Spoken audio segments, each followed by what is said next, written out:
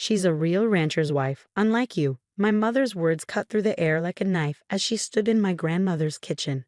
No, Jessica's kitchen now.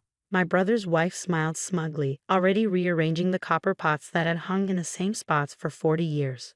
My name is Eleanor Mason, and at 32, I was watching my family hand over my grandmother's beloved Silver Creek ranch to my sister-in-law, completely ignoring Gran's final wishes. The ranch needs someone who'll be here full-time, my father added, not meeting my eyes. Jessica and Michael will keep it running properly. You're too busy with your wildlife research to manage a ranch. I ran my hand along the weathered kitchen counter, remembering all the mornings I'd spent here with Gran, learning her secret recipes, listening to her stories about the land that had been in our family for 3 generations. The same land I'd spent every summer on since I was 6, learning every creek, every trail, every secret it held. Besides, Jessica chimed in, adjusting her perfectly styled hair. Michael and I have plans to modernize. This place is stuck in the past. We're thinking of adding an event venue, maybe turning some of the pastures into an ATV park. My stomach churned at her words, but I kept my face neutral. Gran would have hated that. She'd spent her life preserving the natural beauty of Silver Creek, protecting the delicate ecosystem that made it special. You're awfully quiet, Eleanor, Michael said, throwing an arm around Jessica's shoulders. No protests, no arguments about Gran's wishes. I smiled, surprising them all. Congratulations. I hope you enjoy the ranch. Their triumphant expressions faltered slightly at my calm acceptance. They'd expected a fight, tears, maybe even threats of legal action. Instead, I picked up my bag and headed for the door. That's it, my mother called after me. You're not going to cause a scene. I turned back one last time, taking in the kitchen where I'd spent so many happy moments with Gran. No scene needed. Everything's exactly as it should be. What my family didn't know, what Gran and I had kept between us during those final months, was about to change everything. I climbed into my truck, fighting back a smile as I remembered our last conversation. They'll try to take it, Gran had said, her voice weak but her eyes sharp as ever. Your parents, Michael, they'll think they know best. But you, Eleanor, you're the only one who truly understands this land. She'd squeezed my hand, pressing a worn envelope into it. When the time comes, you'll know what to do. Don't let them see this until they've shown their true colors. That envelope had sat in my safe for 3 months, waiting for exactly this moment. As I drove away from the ranch, I could see Jessica and Michael in my rearview mirror, already measuring the old barn for their planned renovations. My phone buzzed with texts from my mother, questioning my easy acceptance of their decision. What they didn't realize was that Gran had seen this coming. She'd watched as Jessica played the perfect daughter-in-law, as Michael pretended to care about ranching while eyeing the property's development potential. She'd noticed how my parents gradually dismissed my connection to Silver Creek, despite the fact that I'd spent every free moment helping her maintain it while pursuing my career in wildlife biology. I pulled over at my favorite spot, a hilltop overlooking the ranch's north pasture. The late afternoon sun painted the landscape in shades of gold, illuminating the wild horses that still roamed this section of the property. This was what Gran had protected all these years, what Jessica and Michael would destroy with their modernization plans. Opening my phone, I sent a single text to Mr. Harrison, Gran's lawyer. It's time. His reply came immediately. Documents ready. Meeting tomorrow at 9 a.m. I smiled, watching a red-tailed hawk circle lazily overhead. Gran always said timing was everything, whether you were harvesting crops, tending cattle, or dealing with family drama. She taught me patience, taught me to wait for the right moment. Tomorrow, my family would learn what Gran and I had known all along, that sometimes the quietest person in the room held all the cards. The envelope in my safe contained more than just papers. It contained the truth about Silver Creek Ranch and its future. As the sun set behind the mountains, I took one last look at the land I loved. Let them celebrate tonight, I thought. Let them make their plans and dream their dreams of profit and progress. Tomorrow would change everything. The next morning, I walked into Mr. Harrison's office exactly at 9 a.m., dressed in my grandmother's old leather jacket. My family was already there, looking confused and slightly annoyed at being summoned. What's this about, Eleanor? My father demanded. We have contractors coming to the ranch this morning to discuss the venue plans. Jessica nodded, tapping away on her phone. We've already got 3 weddings provisionally booked for next summer. The deposit money is. I wouldn't spend that money just yet. Mr. Harrison interrupted, pulling out a thick folder. There's something you all need to see. He handed each of them a copy of a document, keeping his expression professionally neutral. I watched their faces as they read, savoring the moment their triumphant smiles began to fade. This can't be right, my mother stuttered, looking up at Mr. Harrison. The ranch was transferred to Michael and Jessica yesterday. Actually, Mr. Harrison said, what you transferred yesterday was only the residential portion of the property, the house and immediate surroundings. The main ranch land, approximately 2,800 acres, was legally transferred to Eleanor 3 months ago, before Mrs. Mason's passing. The silence in the room was deafening. Jessica's phone slipped from her fingers, clattering on the desk. But that's impossible, Michael protested. Gran didn't. She wouldn't.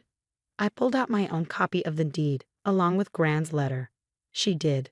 Gran knew exactly what you planned to do with the ranch. She heard you and Jessica talking about developers last Christmas, when you thought everyone was asleep.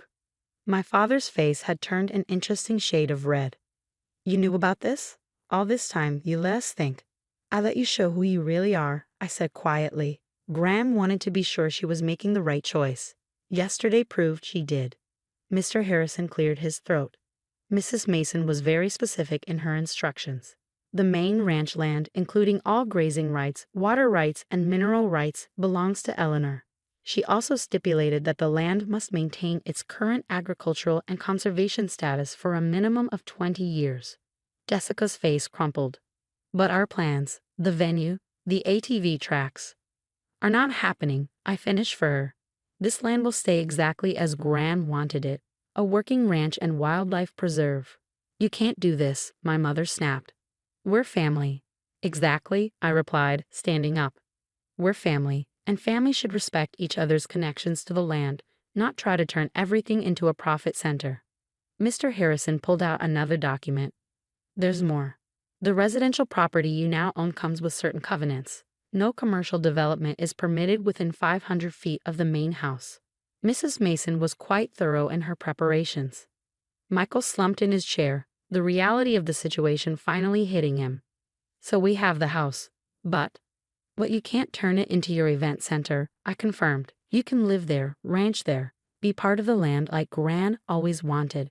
Or you can sell it, to me. I'll give you fair market value. This is ridiculous, Jessica burst out. You're just trying to punish us because you're jealous of what Michael and I have built. I couldn't help but laugh. Built? You've never spent a full week working this ranch. I've spent every available moment here since I was 6. I know every inch of this land, every season, every challenge it faces. Standing up, I gathered my papers. The choice is yours. Stay and be real ranchers or sell and move on. Either way, Silver Creek's legacy is safe. As I headed for the door, my father called out, Eleanor, wait. Maybe we can work something out. I turned back, seeing the calculation in his eyes. Some things never changed. There's nothing to work out, I said firmly. Gran made her choice, and I'm honoring it. The land stays as it is. Walking out of Mr. Harrison's office, I felt lighter than I had in months. The weight of keeping Gran's secret was finally gone, replaced by the responsibility she trusted me with. My phone buzzed. A text from Carlos, the ranch foreman who'd worked with Gran for 20 years. Heard the news. The hands are celebrating. When do you want to start planning spring rotation?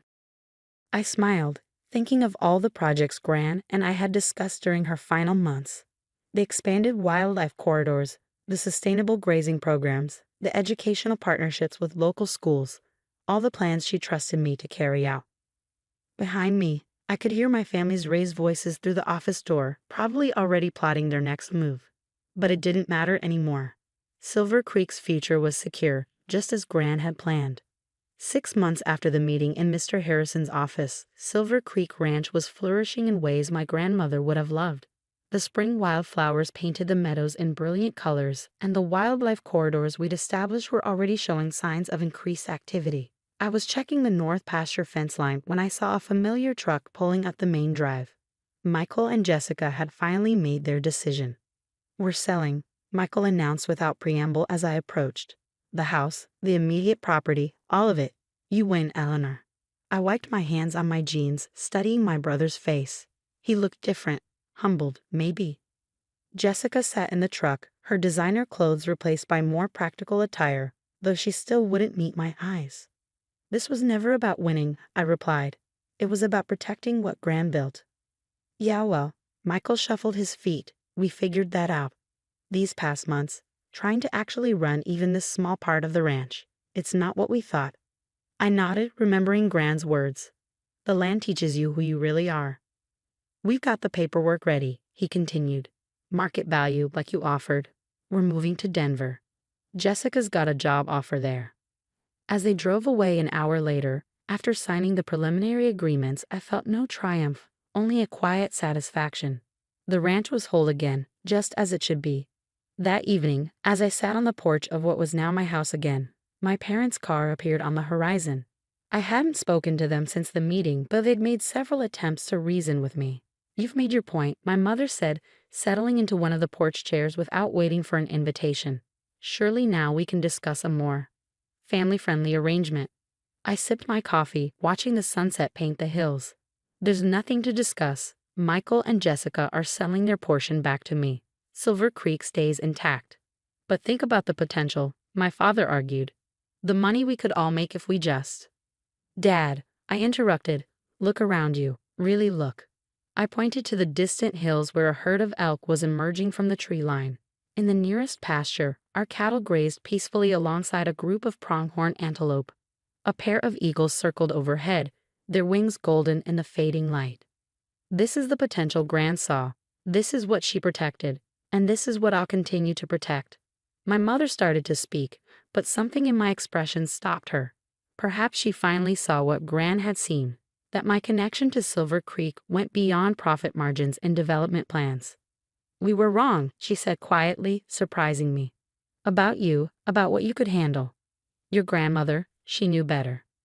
She usually did, I agreed, offering her my coffee pot. For the first time in months, she accepted. As the stars began to appear, we talked, really talked, about Gran, about the ranch, about the future. My parents started to see Silver Creek through new eyes, not as a development opportunity, but as the living, breathing entity Gran had always described. 1 year after the inheritance revelation, Silver Creek Ranch hosted its first educational program for local schools. Children learned about sustainable ranching, wildlife conservation, and the delicate balance between human needs and natural preservation.